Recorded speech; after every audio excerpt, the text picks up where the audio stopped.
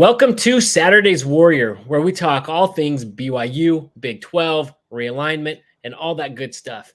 And tonight we've got Adam back to join us to discuss a topic I've been putting off doing a full reaction video for because I keep expecting the excitement to wind down. But since it seems like the good news will keep coming out for the foreseeable future, and Adams and my schedule finally aligned, we're going to go ahead and talk about all the work that Kevin Young has been doing for BYU men's basketball and what it means for the program, expectations for next season, how we think the roster will shake out, and more. But before we get into all of that, if you are as excited about BYU men's hoops as we are, please give this video a like and subscribe to the channel. It really helps us grow the channel and reach more Cougar fans.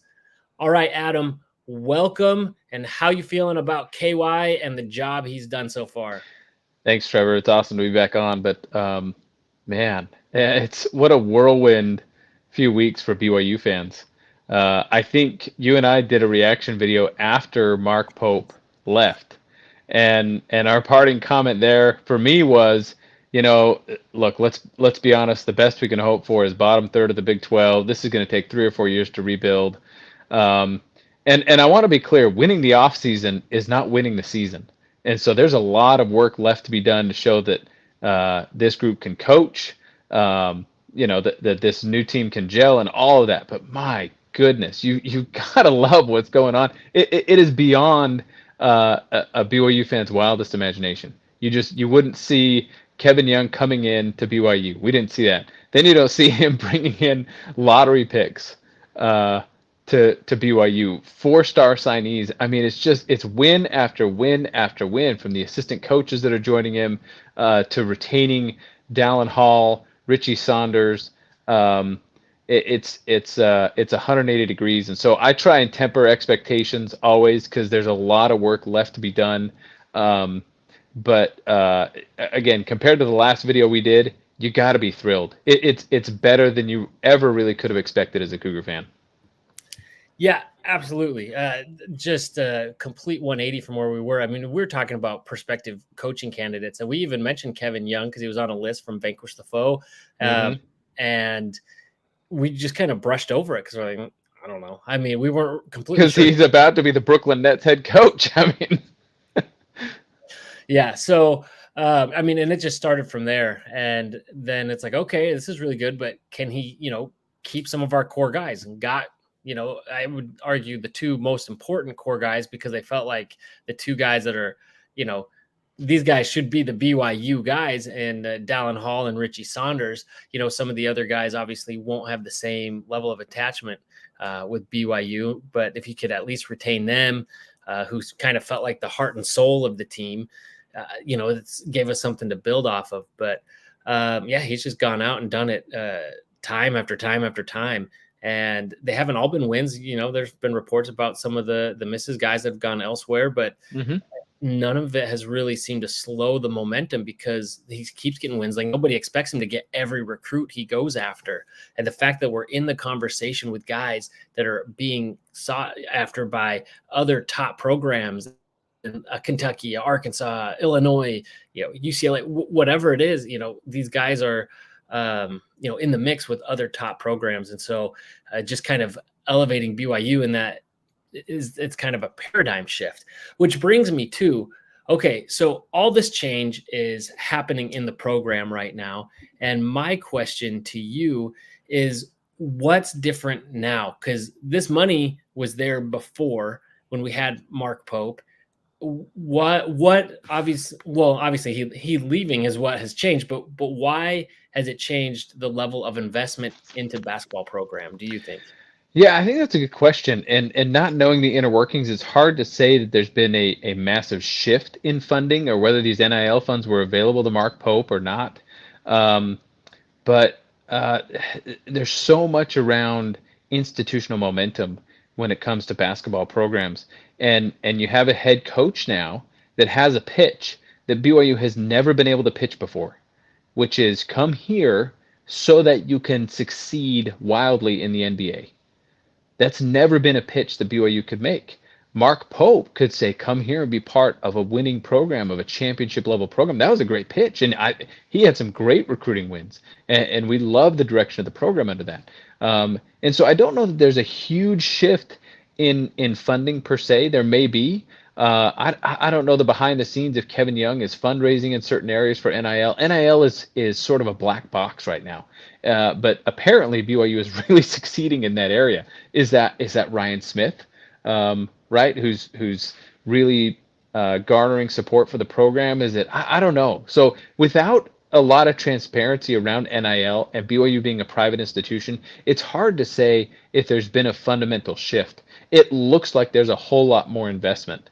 I think of last year when we lost Quace Glover to Kansas State over some NIL misunderstanding. Is that because we didn't have enough money in NIL to catch a recruit like that? Is it because NIL's new and we just didn't, we didn't work out the wrinkles the right way? I don't know. So it's hard to say what the shift has been. What you can hear publicly is that BYU has a recruiting pitch that is fundamentally different, probably from most, if not every other program in the country, in a way that not only pertains to, hey, this is a great environment to come to focus and not have distractions and things that we've always been able to say, but now to say, I've got connections, right?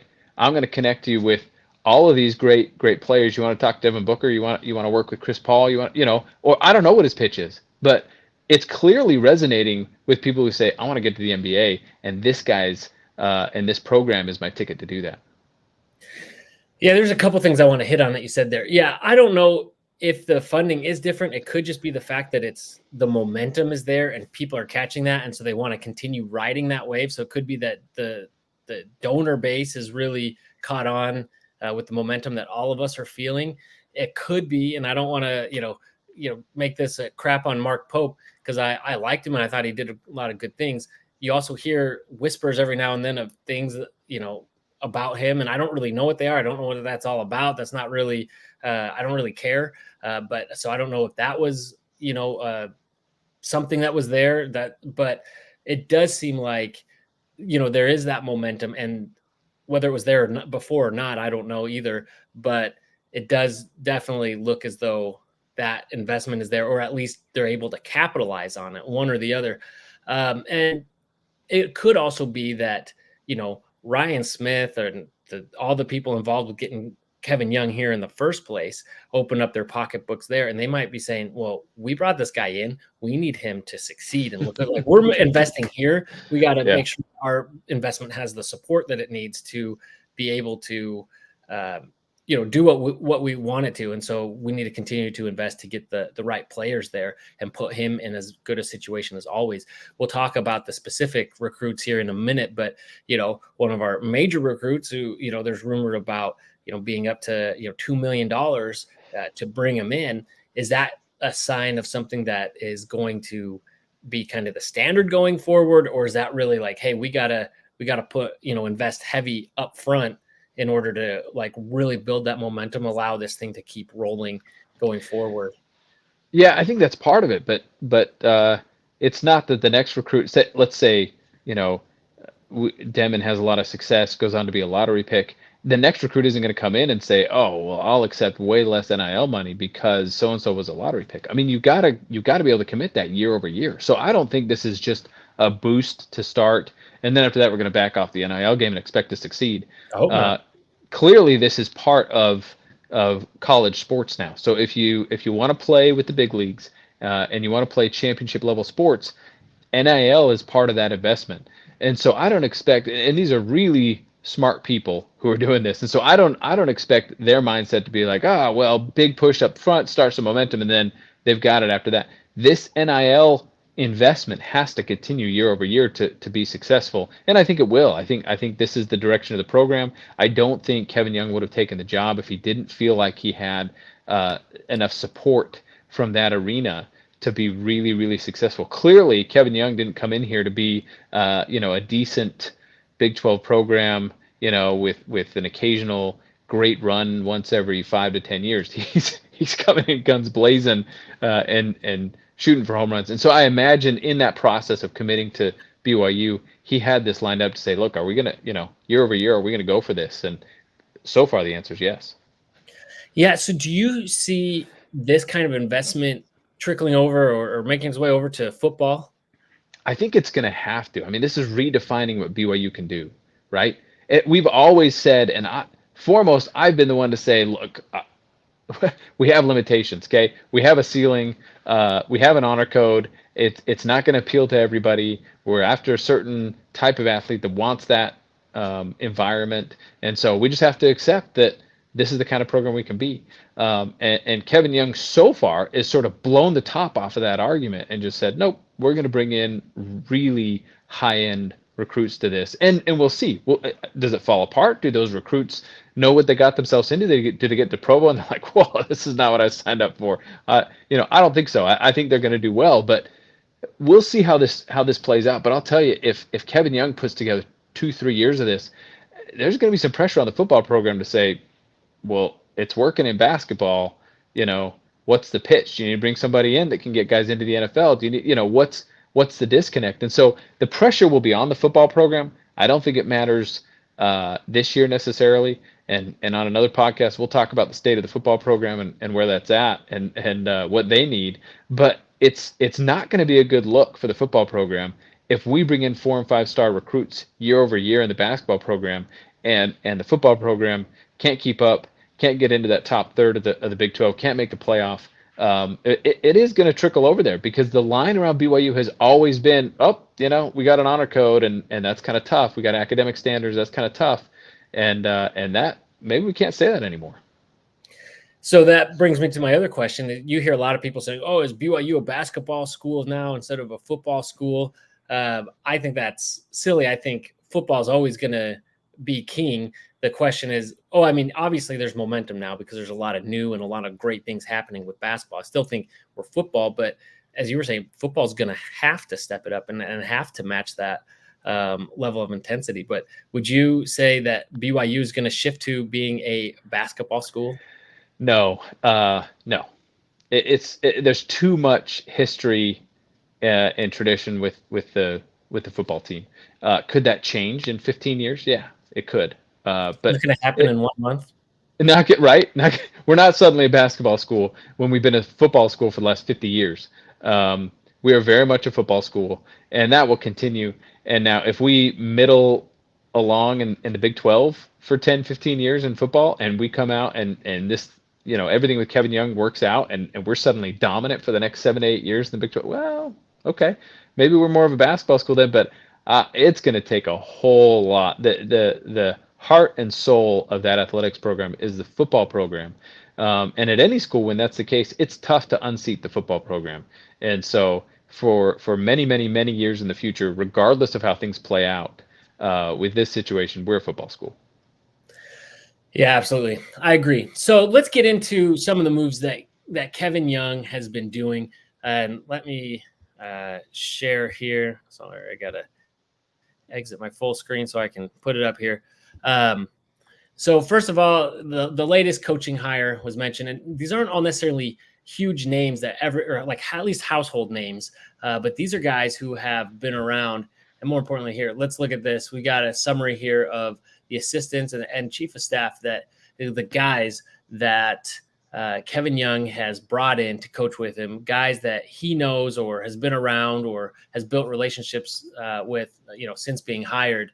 But people from varied experience, but clearly guys that know what's going on. So what's your read on his coaching staff? Pretty impressive so far. It really is. And some of it is more impressive because of potential.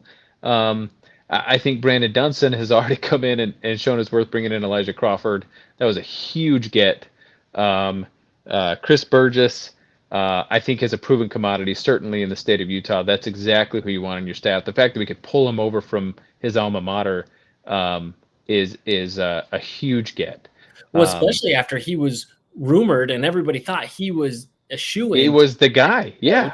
And then to come in and be an assistant, I mean, that to me kind of not on the same level, but kind of reminds me when Satake was hired. You had a list of candidates of people who might be, who might follow Bronco Mendenhall.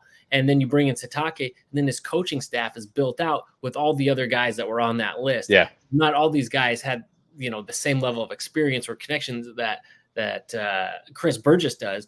But it was kind of similar to that, wow, we could end up with him still on our coaching staff and still bring his experience and his recruiting, which I think is key. Yes, I totally agree because you want to own the state of Utah. Utah prep basketball is on the rise, and Chris Burgess is so plugged into that.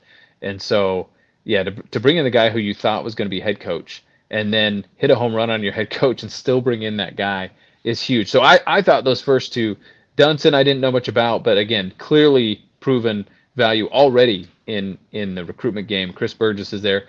Will Voigt is one of those where it certainly an impressive resume for a BYU assistant basketball coach to have coached international teams, head coach of G League teams, and come be an assistant coach for I think what our reputation has been historically as a basketball program. That's a huge get.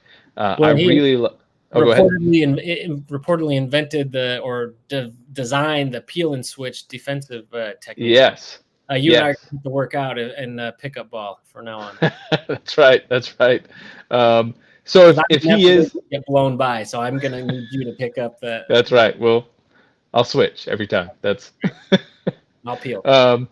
Yeah. So if he is the defensive innovator and Kevin Young is the offensive innovator, right? And we're cutting edge on both of those. That bodes well. To me, that's more of we'll see how that plays out. Obviously, the resume looks great.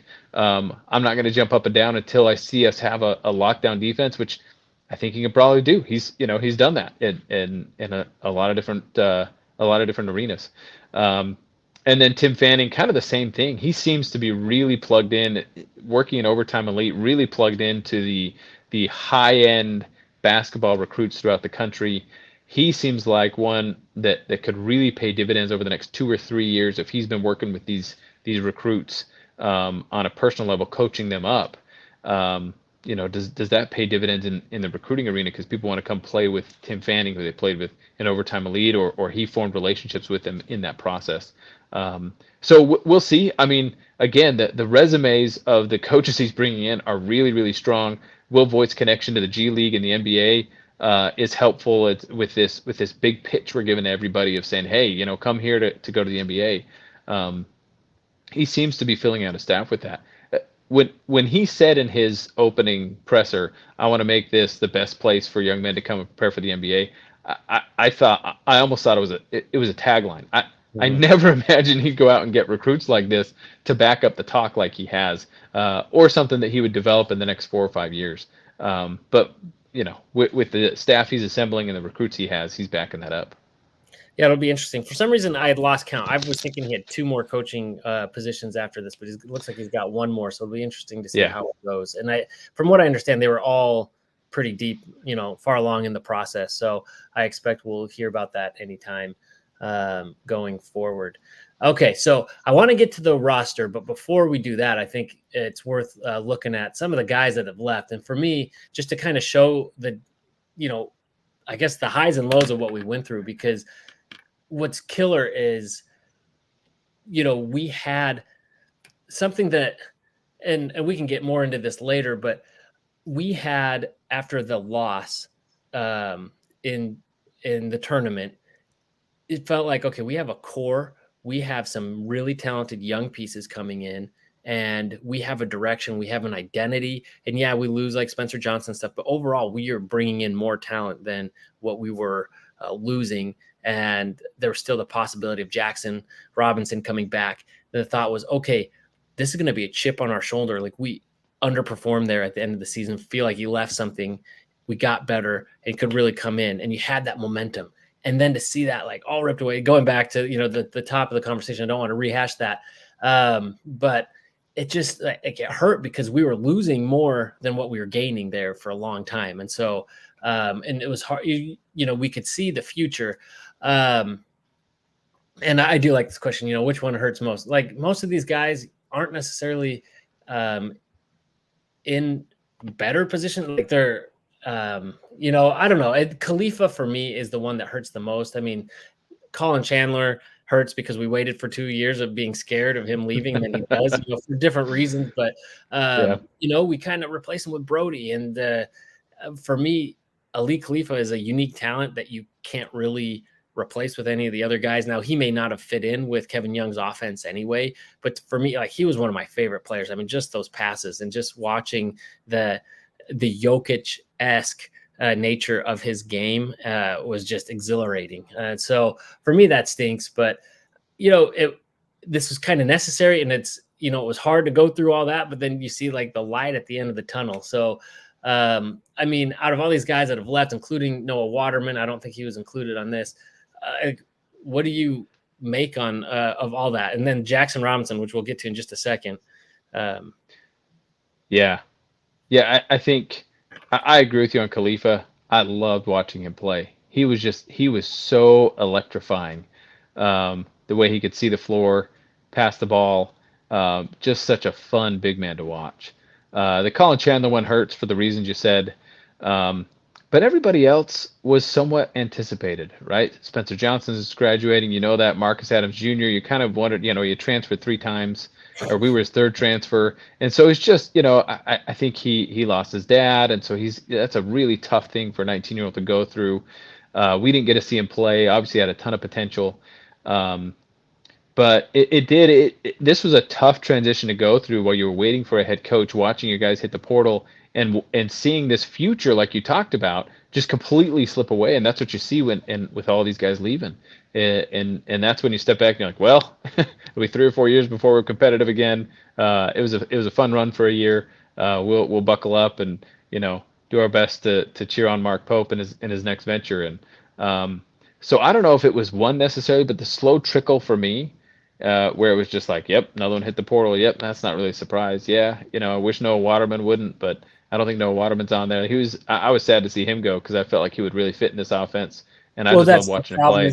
It feels like we're still looking for with one of those 2 remaining roster spots, we may be looking to replace it with a guy like Noah Waterman. Yeah. And at this point, I mean, he had his faults, but I mean, I thought he got a lot better last year. I enjoyed watching him. I think he brought a lot. Yeah. And maybe there's guys that are more talented that you can get to replace him. But then again, it goes back to having that continuity and something. I'm really excited about the guys we brought in, and we'll get to them in just a half second. But one of the things I'm worried about is, are we going to be like the Colorado of last year? It feels like you're bringing in all these high star recruits, but do they have time to gel? Do they have time to build the chemistry? I mean, look at what happened with the basketball team from the last year in the WCC to the first year in the Big 12. And a lot of that, I think, was that chemistry and understanding the system. So I think a lot of this, clearly they've brought in talent. Clearly they've brought in coaching chops. The question is, are they going to be able to get this team to look like a cohesive unit and gel in time for a next season? And you already said winning the offseason isn't, winning the regular season. So I don't know. So quickly, I want to hit on Jackson because I'm kind of jumping all over, and we're going to get to all these points. Jackson Robinson, I think staying in college was a big mistake. For me, I just don't know. Next year, first of all, you see how many guys were staying in, which is very interesting and says a lot about college, the state of college football, athletics right now, because of how much these guys are making, especially like top picks like Caleb Love, who, that was shocking. Oh man, that especially, and since next year is going to be even deeper, it was already going to be a deeper draft. Now it just got even deeper. And granted, there's 2 fewer spots in this year's draft, but I still think he had better. I mean, we don't know what he's being told behind the scenes. Obviously, he assessed his, and you got to respect that. I just can't see him doing, and he'll be in more of the limelight in Kentucky and have more of a chance to be on a national stage. But I just don't know how he could raise his stock more. Like, he's really betting on himself to really make that leap going into next year. Yeah, and I think he's betting on himself to improve his game, right? I mean, he had a visible role at BYU. A deeper tournament run would have given him a lot more visibility. But he didn't always have a chance to show his defensive prowess, which I think he was a much better defender than he got credit for. 6th man of the year in the Big 12 is big. That's recognizable. And so, I mean, there's a lot smarter people around him advising him what to do, but I see the appeal of going to Kentucky, and he is their scorer. I mean, that Kentucky team that Pope is assembling is good. You got a lot of good people, but you need a ball handler that's going to hit a shot in the clutch that's going to be your go-to scorer, and that is Jackson Robinson. He knows the offense. He can jump in and lead that group. And to do that at Kentucky, that is a really visible role. Will it help or hurt his draft prospect? That's tough to say. But like you said, it's a totally new day with NIL when you can come back and you can make more in your last year of college than you can in your first year of the NBA. It really does say something about the state of college basketball. But I think the allure of Kentucky is really strong, and to go be the guy at Kentucky, well, if they make a deep run in the tournament and he's the guy on that team, maybe that does help your draft stock. But he certainly gambled on himself. Yeah. I mean, while I would have loved to have had another draft pick from BYU, I mean, a second rounder, especially potentially a late second rounder, or another guy that goes undrafted, doesn't necessarily, change the narrative there. Anyway, they're in the past. Let's move on to brighter future. So this is we were ranked 54th overall, but this was not including a couple of the guys because they weren't rated yet and included. So I still think we'll come out. It'll be interesting to see where we come out after all this is said and done. Yeah. I love this one, this tweet, kind of breaking it down just a number of just by looking at stars and position who we brought in. And this looks so different than what we're used to at BYU. Yes, It's just incredible. Look at all those 4 stars, even a 5-star. And I love the lottery pick. I mean, that's where he's projected to go, even in a deep draft. And he's here at coming to BYU. To put some names on those, here we go. Some of the people that Kevin Young has brought in. And I like that they included these guys on here because this was huge. First and foremost, he went out and got those guys and got them to come back. And then he went all over. And you can, as you mentioned, the coaches and the influence that they've had on some of these key stars already, and bringing in Crawford and bringing in Keba. It's just been just one after another. So now this brings us to this, which is kind of the full roster, who we have. One of the things that worries me here is there's a lot of juniors and seniors on there and then freshmen. So we need to start building up some more freshmen, obviously get some kind of to help transition that, because at some point all these guys are going to be graduating, they're going to be leaving, and then you're going to be left with a very young team. Yeah. No, it's going to be interesting how the next couple of years are handled, because a lot of that progression is disrupted in this, where you get a lot of transfers and a new coach coming in, and so it'll we'll see how Coach Young approaches this, but based on the transfer portal and his ability to recruit, you got to imagine he'll be able to plug those holes. But I think that the biggest concern here is what you alluded to, is roster continuity, and that did make a big difference for BYU last year. I thought we would be generally the same as our last year in the WCC, maybe slight improvement, and we grew leaps and bounds because of that roster continuity. Everybody knew the system, they bought into the system, and we will not have that this year. It's a new system, however similar it is to what we ran in the past. And you got a lot of new players on here. And so how is our potential lottery pick coming in going to gel with, a point guard who's been here for 3 years, and is used to handling the ball, and can everybody connect in a new offense? There's a lot of questions. Now you got a coaching staff and a guy who hasn't been a head coach, a dedicated head coach, for a long time. And everybody thinks he's got it. Everybody in the basketball world, professional or college, thinks Kevin Young can do it. But can he do it, right? It's been a long time since he's been a head coach for an entire season or multiple seasons. And so, yeah, confidence is high, but there's a lot of work to do to get a very talented group and get her to play together. If you're looking at, are you going to have playing time for Elijah Crawford and Brody Kozlowski? I don't know. You got a pretty loaded roster up front. How are you going to rotate those guys in and make them feel like they're progressing as I'm sure they were told as they were recruited, that they'll come in and contribute and grow and be able to go to the NBA. So there's a lot of questions with this group, but boy, you got to just smile at all the talent that's staring you in the face there. Yeah, and that's not even including our latest recruit because there's a little bit of older tweet.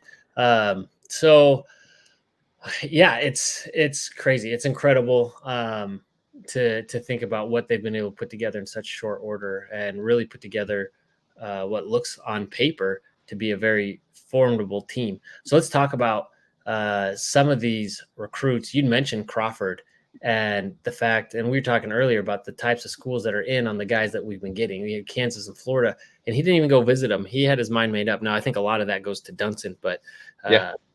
so that was really impressive. But oh yeah, and then the first three that he brings in, Brody Kozlowski, and then you bring this Keita, is that right? Am I saying that right?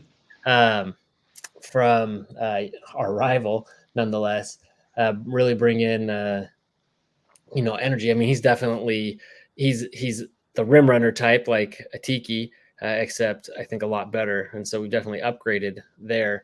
And then Elijah Crawford and the ratings that these guys have, um, that these freshmen have 94, 98, certainly quality guys, top 100 guys that they're bringing in.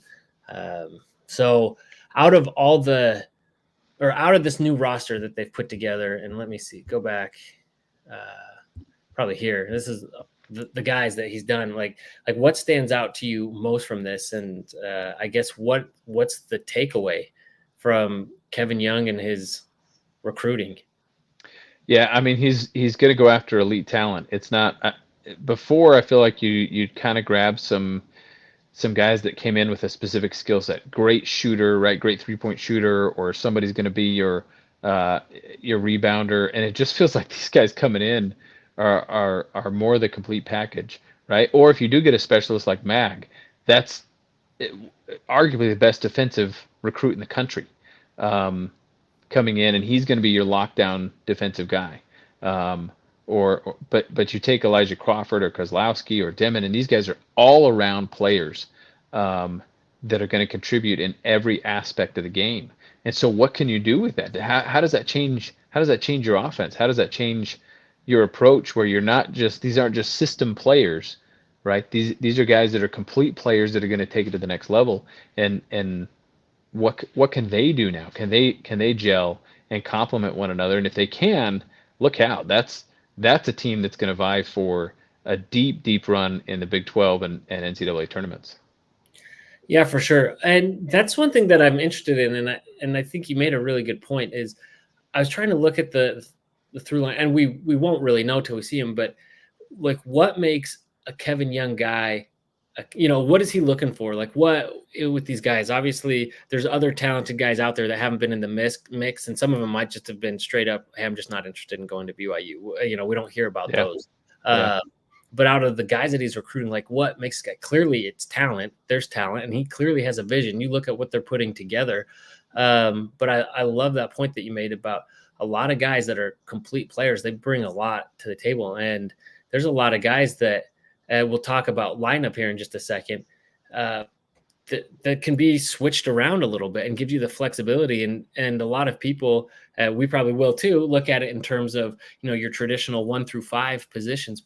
But I mean, we keep talking about the NBA game, and it's a positionless game, yeah, really at this yeah, point. It's switchability, right? And I mean, sometimes being a Pistons fan, it reminds me when Joe Dumars wanted to make, he had this vision. He was just probably too early, and he built the team around um, Gordon and Villanueva, and that team was terrible. But he had the right concept, and that is the direction that the NBA's gone, is to these guys that are switchable and you can play out and play open. And so I think that is a big piece of what he's done here, because look at the guys that we have that can handle the ball and yeah. can give us a lot of options there. Um, so let me see here. I mean, and then this. I mean, we've already mentioned him. I just love. It's always a good thing when Woj is tweeting something about your school, and so we've had him tweet us a couple times in just over a month, and it's been good stuff. And so it's obviously this guy is going to come in and could be the difference. Like if he's able to come in and transition to the American game to college and to with the team, and they're able to gel. I mean, his versatility, I think, is going to open up a lot of possibilities with this roster. Yeah, I mean, you're talking 6'9", guard, can handle the ball.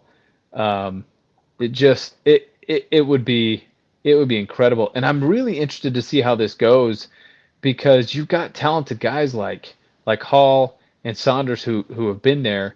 You got guys like Kozlowski and Crawford who are coming in, and everybody wants to contribute, but you've got a guy who's a potential lottery pick, and is it Jimmer Fredette style, right? That's our understanding of lottery pick basketball. It goes through that guy every time down the court. You're trying to run the ball through your potential lottery pick, but it doesn't seem like that's necessarily Kevin Young's approach. If you're bringing in multiple guys like that, everybody on that Jimmer Fredette team was happy to defer to Jimmer.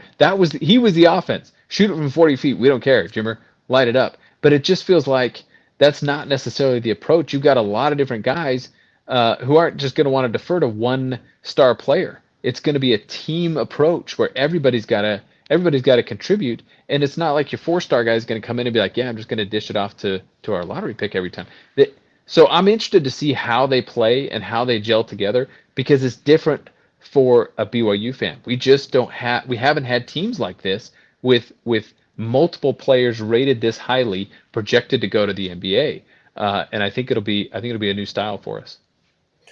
Yeah, absolutely. So it really is going to come down to scheme and the team's ability to gel, as we've said over and over again. So, but the potential is there, and that's what's really exciting. And me personally, I'm looking really forward to seeing what they do with it, because it's not like Mark Pope's team was. It felt in many ways like the NBA game in the fact that it was very, very 3-point shooting or at the rim was generally, other than kind of Jackson Robinson. You had that was basically what we did, and to the extreme. And so the question is how it's going to change, especially with this personnel. And you look at it, we talk about guys that, like Mag, he comes in and he had some, I've watched clips, he has some offensive game. Apparently his 3-point shooting's taken a dip, but from what I've seen, it's a lot of kind of mid-range game. And then I looked at a little bit into the player. I'm forgetting his name now, but he was coming from Arizona, but couldn't get admitted. Yeah. And he was a shooting guard, but what I read about him is that his game was really the mid-range as well. So then it makes me wonder, I was like, is he just going for talent and is going to like work with these guys, or is that something in particular that they're looking for, maybe to, I don't know, attack just the, wherever there's space, or, just play to these guys' talents, or if they're going to really lean into the 3-pointing the way that Mark Pope did.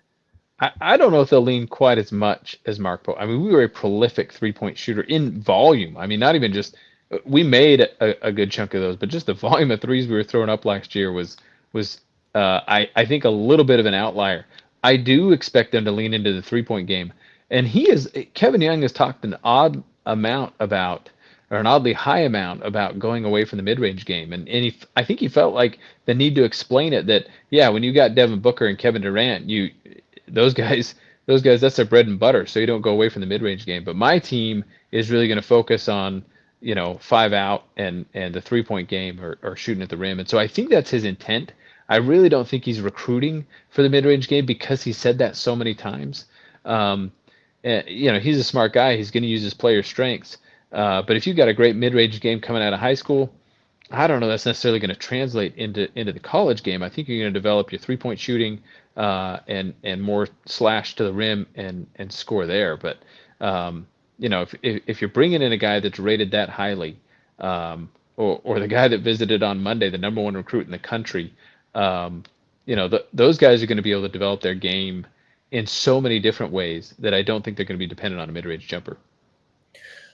All right, so we've talked a lot about the roster, the guys we brought in, and there's still 2 more guys. Actually, real quick, with those last two positions, what kind of players would you like to see them fill with those last two roster spots? Or I know we've got Keita in there. We got Foose, who's really good, but I'd love to see somebody who can stand at 6'11" and play some defense in the post, because I do think the roster right now is vulnerable to a team with a really good, 6'11" dominant post player, or sometimes two. Some of those really good teams model after the Timberwolves and will come at you with two really good tall post players, and I think we're vulnerable to that to a certain degree.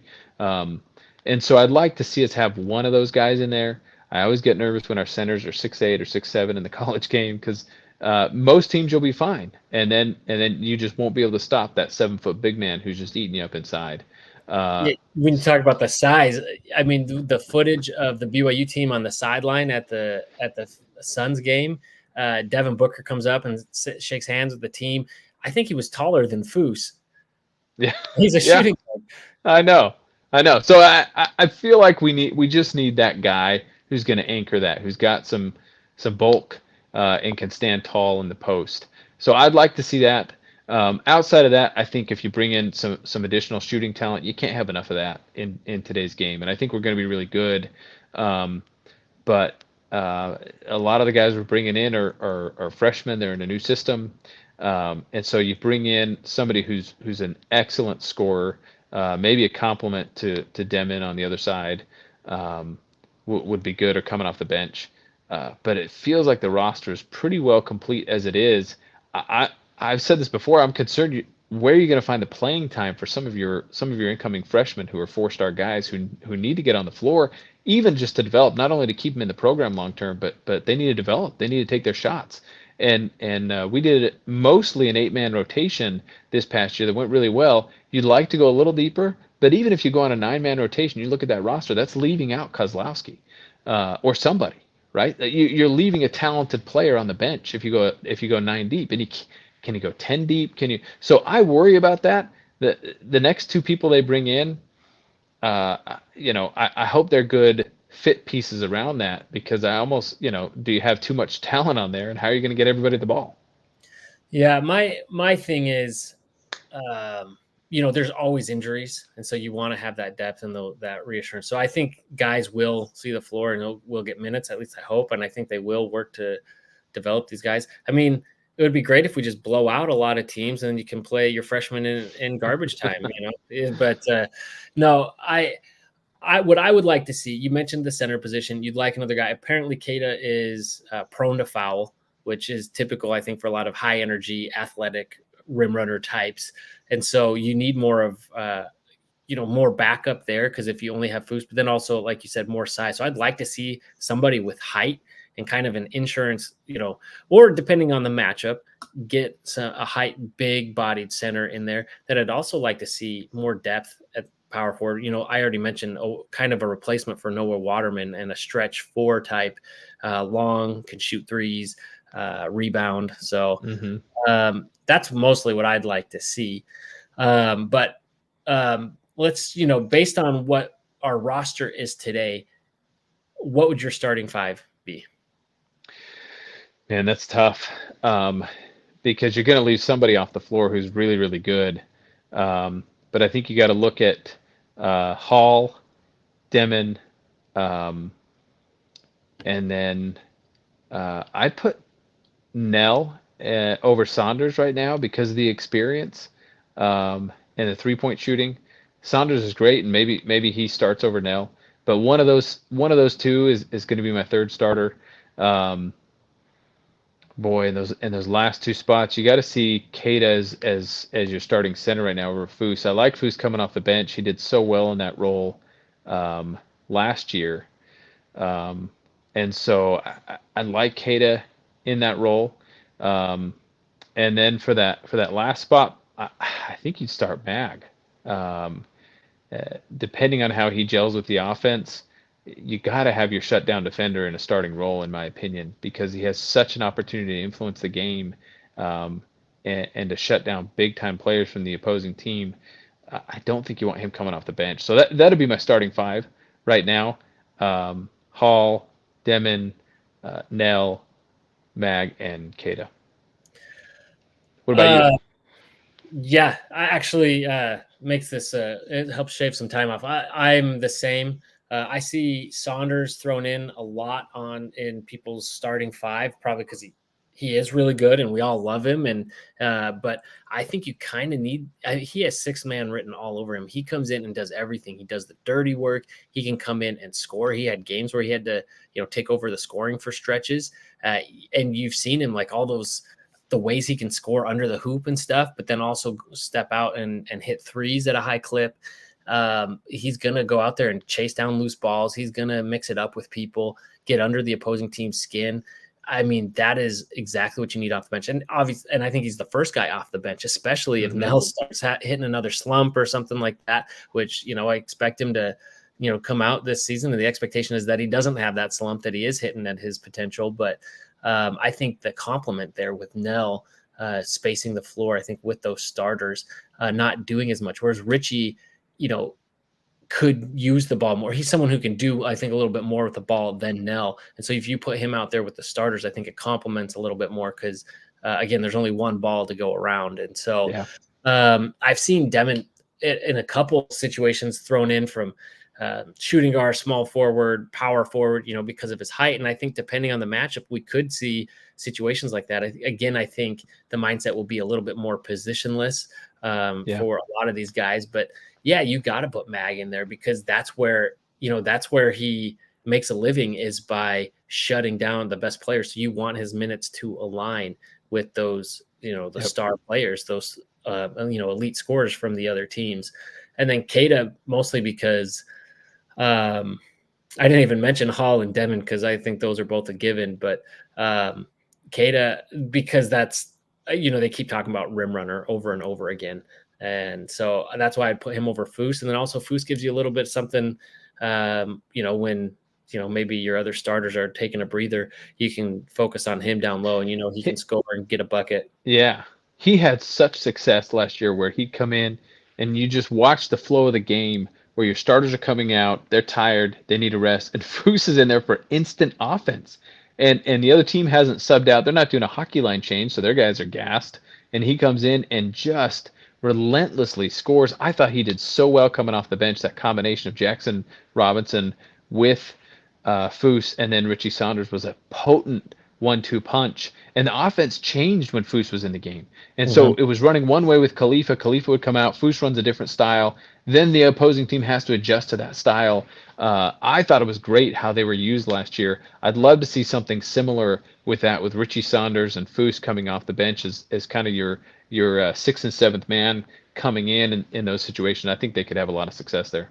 And not saying Dawson Baker is Jackson Robinson, but he could kind of give you that energy, another off the ball guy, but can handle the ball if he needs to. And he's the kind of guy, from the bits that we've seen and what you hear, is that he's the kind of guy that'll go get a bucket, which is something that we didn't have a lot of. It seems like we have more of those guys now, but coming off the bench, you can have someone else. So I think that makes a great, really potent second lineup. And you really, as you mentioned, have to shift what the way your team is defending, because now you're getting a different look.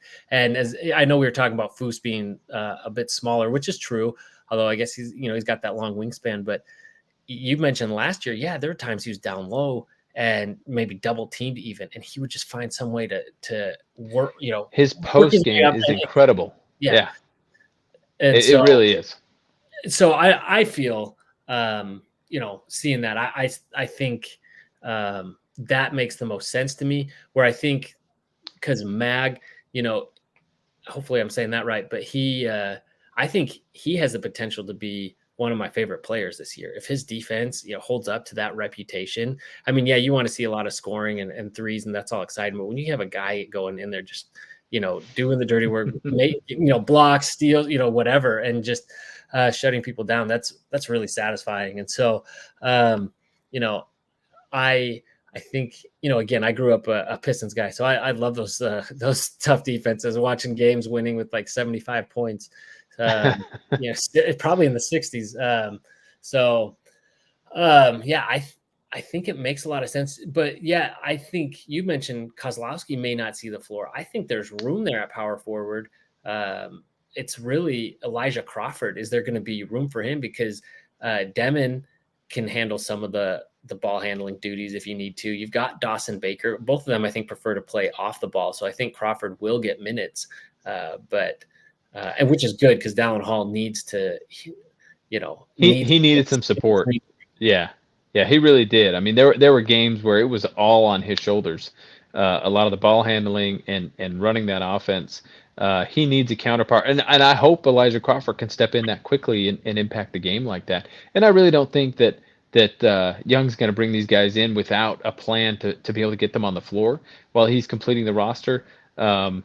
He knows what he's doing, and the commitments he's making to these guys and I'm excited to see him. It's fun to bring in talent like that and to see how they grow and how they develop. Having a one and done is going to be awesome too, and again, unique for a BYU fan to watch that. But to watch these guys develop and to come in as highly rated prospects and see them, develop over 2 or 3 years before they go to the NBA, will be really fun to watch. But the big question is we got a great roster, maybe a couple pieces missing still to finish up, but can they put it together? I will be watching preseason BYU like I've never cared to watch before. I mean, it's the way they play, how well they gel. I think there's going to be bumps in the roads. There's going to be bad losses for this team because it's a new coaching staff. It's a new group coming together. I don't think we're going to go, 14-1 pre-conference play like we did last year. I don't. I think we'll stumble a couple times, but I do think they'll play strong as the season goes on and everybody kind of gets comfortable and settled in. But we do not have that continuity, and I think you got to look for us to struggle a couple times early on. And everybody's saying, "Oh, Kevin Young can recruit, can he coach?" And I wouldn't be surprised to see that narrative come about a third of the way through the season. But you really got to expect a group this talented to finish strong.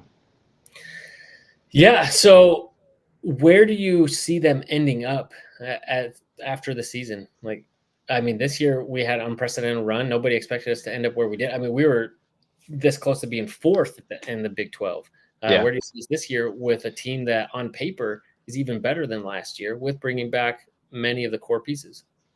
Yeah, I actually would put us fifth or sixth in the Big 12 this year so far. Wow. We'll see what these pieces end up being.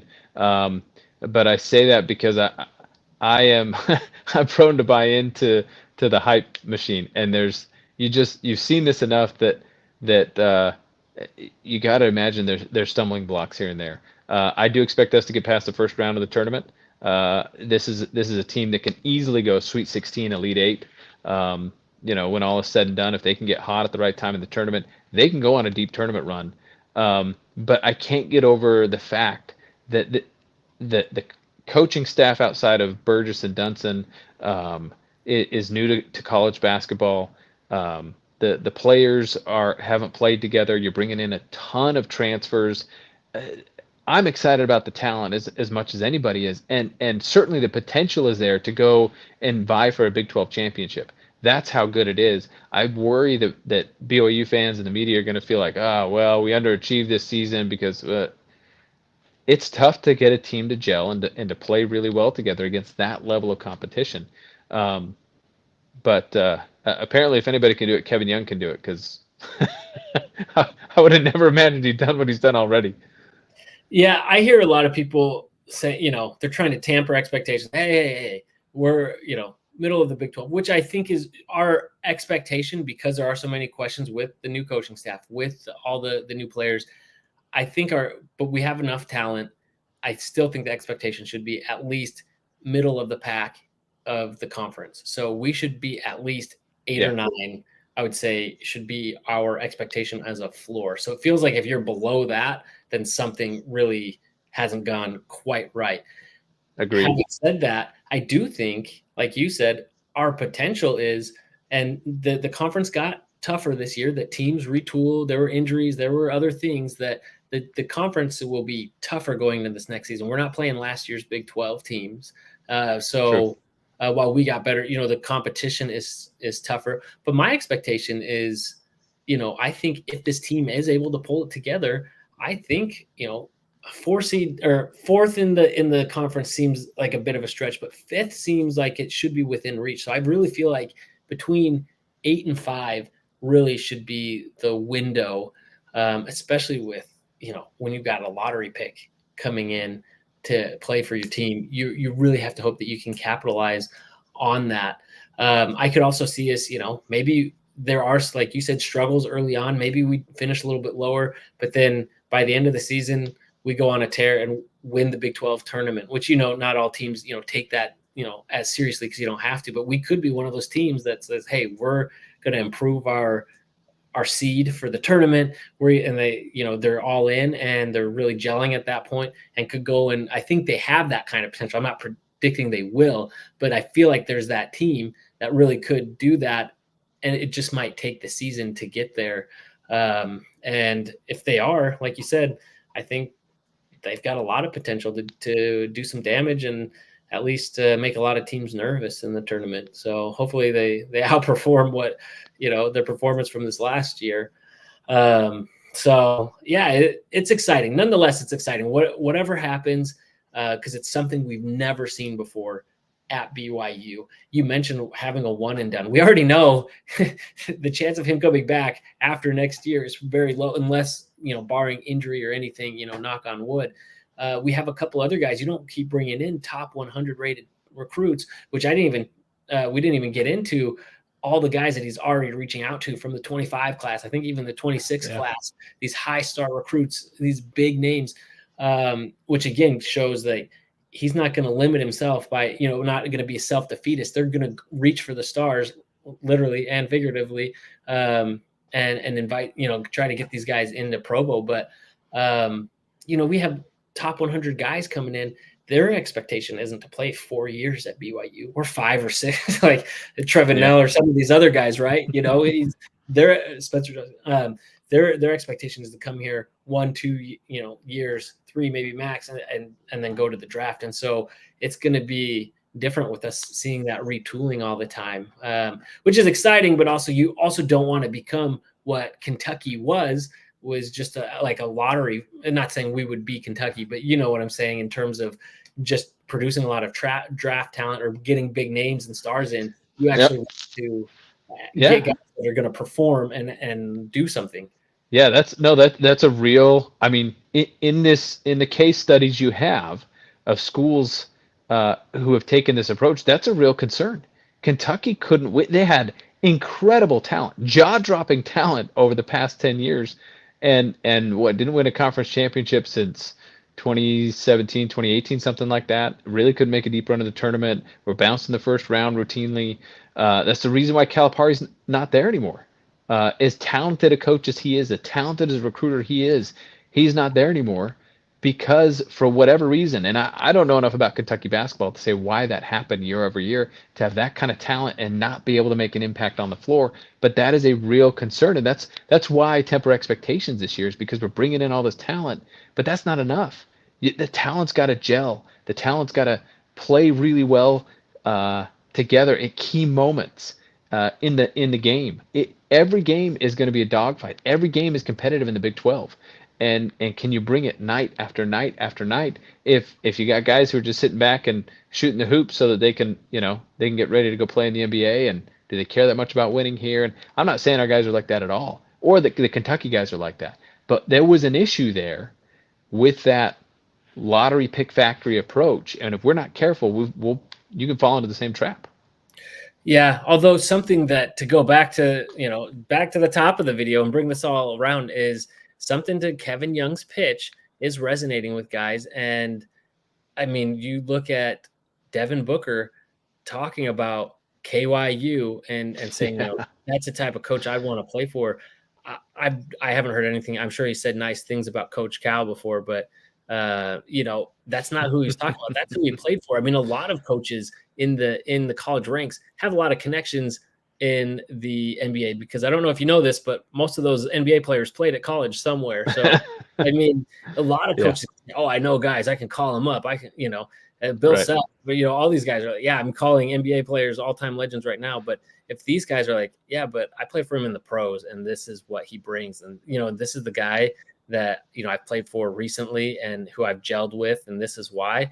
I mean, that does speak volumes. And so we don't know what's in those conversations when they're recruiting, but if you have guys coming out, saying, "Hey, I would have liked to have played for a guy like him in college," when you played for one of a Yeah. Hall of Fame coach Yeah. who's still coaching, is pretty awesome. So very exciting. So much to be excited for, and we are so far away from basketball season. I've never, even during Gyromania, it feels like I've never been this excited, especially at least in the off Yeah. season for a basketball season to come up. So Yeah. I totally agree. I basketball off season is you're focused on football the entire time, and basketball has stolen the headlines and the attention, and it's fun. It's fun to see. awesome. Well, I can't wait. And we will be back around talking, as you mentioned, we'll be talking more football and getting into these other things and maybe basketball as more news gets out. But this has been a good one. Adam, thanks so much for joining me. And as always, go Cougs. Go Cougs.